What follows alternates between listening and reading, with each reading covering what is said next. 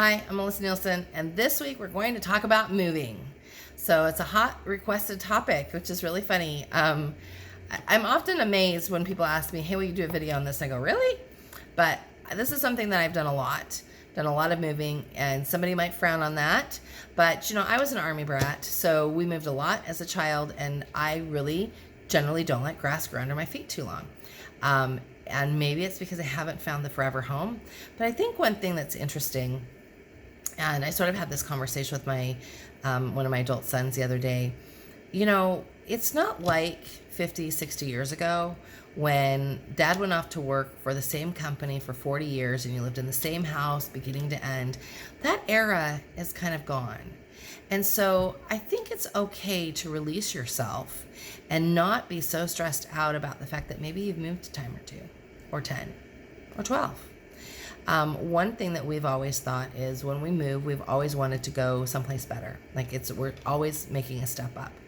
And with that, sometimes there are sacrifices that have to happen. And we try to minimize those sacrifices when at all possible on children, and try to keep up with relationships that maybe they had made that they weren't ready to walk away from. As of the recording of this, we're getting ready to leave San Diego, which I have to tell you has been very interesting. We moved here just over 6 years ago, almost 7 years ago, and leaving here is going to be very hard, very hard. In the respect that I worked really hard to get our family here. Eric and I busted our bums and worked really hard, and leaving here is hard, especially for the reasons that we're leaving. And I think that, if you're of a temperament that has trouble making decisions, maybe you're phlegmatic or melancholy and you're really worried a lot about, how this is going to work for your children, and you're stressing about that, I would say one of the things that has helped us immensely in this move was I was in prayer and meditation and just said, if this is right, please help it be smooth. Please help it minimize the pain, the emotional pain that it might have on us. And please help us to be very excited about where we're going. And guess what? When you ask, you often receive. So while it will be hard to leave here, we understand why we're leaving. And we are making choices that are better for our family. And our children understand, even though they're young. They're almost 14 and just turned 9 as of the filming of this. But they understand why we're going. For those of you who might not know or might guess, the mandatory vaccination laws in California are getting weirder. And especially with the past quarantine, I don't want to be here when they require that. I have a vaccine damaged child, and that was not a lot of fun. And for anybody who says, autism is not as bad as the measles, I have big feelings about that, really big feelings about that. Don't care to debate it, so you don't have to send me notes about that. Don't care to debate that at all. I'm pretty firm in where I stand. But those are reasons why we have felt very strongly that we needed to move forward. And we, like I said, we worked really hard to get here. So what started out to be just about moving in general, I kind of wanted you to kind of get behind the emotional parts of moving, because it is emotional. It is sometimes heart-wrenching. It is sometimes frustrating. And you have to keep that in mind when you're going forward into the spaces that I'm going to talk to you next about planning and being organized with regards to how you're executing your move. Be aware that your children are going to be struggling. Be aware that you and your partner, if you love where you are, it's going to be hard to leave. So honor those emotions, talk about those emotions, and be okay to sit with them. It is a little bit like a death or a divorce, and you're going to have a mourning period, especially if you really like where you are. And it's not going to be super easy, but you can make it easier. The things that we have done to make it easier, we have made sure that the things that we can absolutely do, even though we're still in lockdown in California, we're doing them. We're doing the things that we know we'll miss. We're going to restaurants that we know will, even though it's takeout, we're going to those restaurants and we're enjoying them and supporting them and doing what we can to support those businesses. We are spending as much time as possible connecting with friends, even though we can't actually be face to face with them in many situations. We made things like I made a bunch of lanterns, little glass lanterns from jars that we're delivering to friends as we leave, so that when they light that candle and we light our candle, we can all be in the same place. So we wanted to really look at ways to make leaving not be so hard. So with that piece of organization, I've made moves that I've had 3 months to plan, and I've made moves that I've had 20 days to plan. And truly, they're not a whole lot different. Because what happens when you have a lot of time to plan is you don't do anything until seriously like the last minute, right? So you really want to just have a good plan in place. And I truly believe you can move in 20 days if you need to. In our case, what we've done, because we're not exactly sure where we're going to land yet, we're putting everything in storage and then we'll come back for it.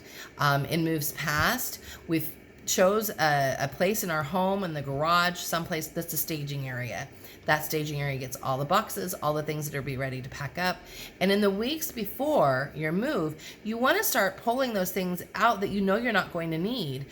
So, for the last 2 weeks, I've had a bag of school supplies that I know I'm going to need while we're gone. Those have been set aside and everything else has been packed up.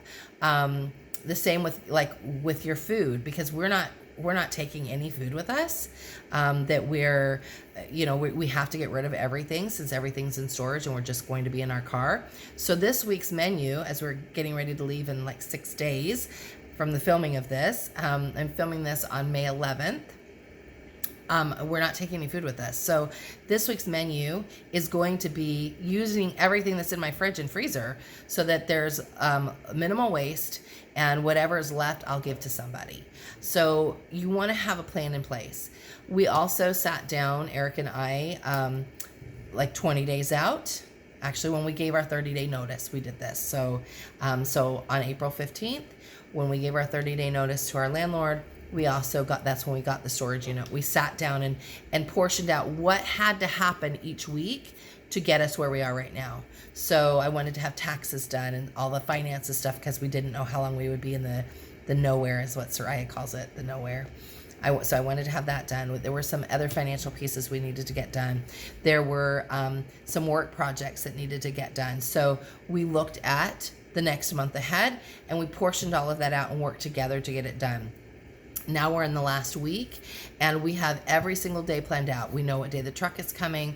We know what we're doing each day to get there. So like for instance, today, my job today was to film hopefully 20 videos. Probably not going to get all 20 done, but my job today was to get a bunch of videos filmed so that we could have not stress while we're traveling, so that we have content that it's going to be available to our viewers, our audience, and we can still do the things we need to do for our move. Tomorrow, my mending pile needs to get completely done. I'm not taking stuff that is like, I have weirdness when it comes to taking broken things and taking things that need to be mended, things that don't have pairs, that kind of thing stresses me out.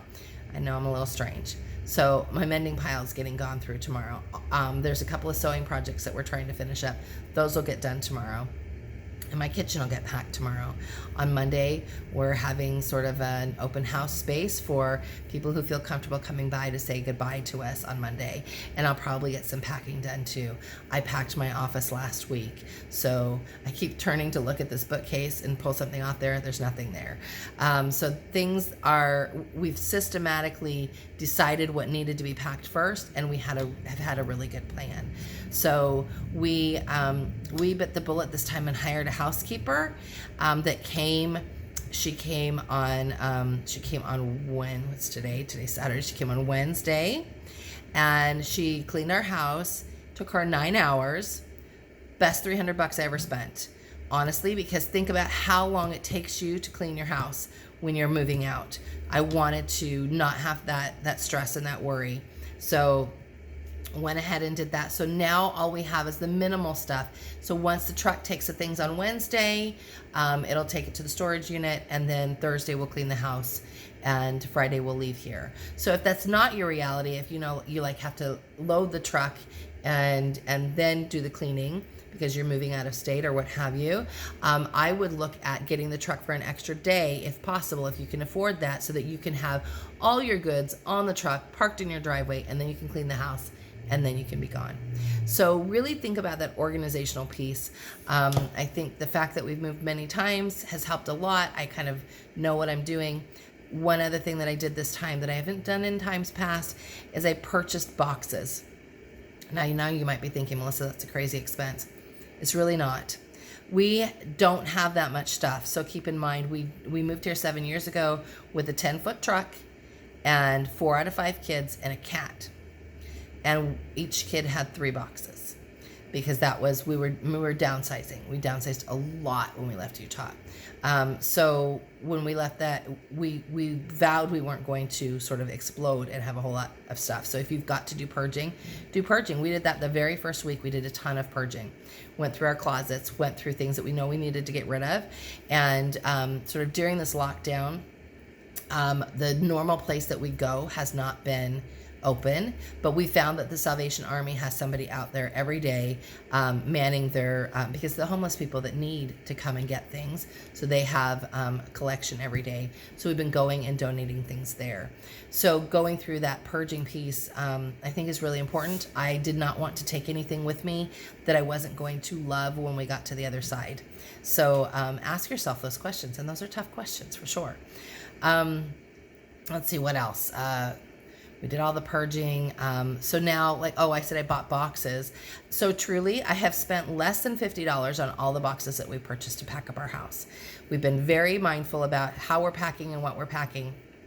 The children have been allowed to pack some of their own boxes, but I have the tape, so I have the approval over what goes in that box at the end. And often children will pack 2 things and then think that that's enough. And so we have to go back and sort of help them with that. So those are really my tips. I hope that helps. I have packed a house with a tiny baby before in tow, and you really just need to plan. You need to plan to have people help you. Where possible, you and your partner need to be on the same page and really get those plans in place. So I hope that was helpful. Happy moving to you if you're also moving, and we will see you later.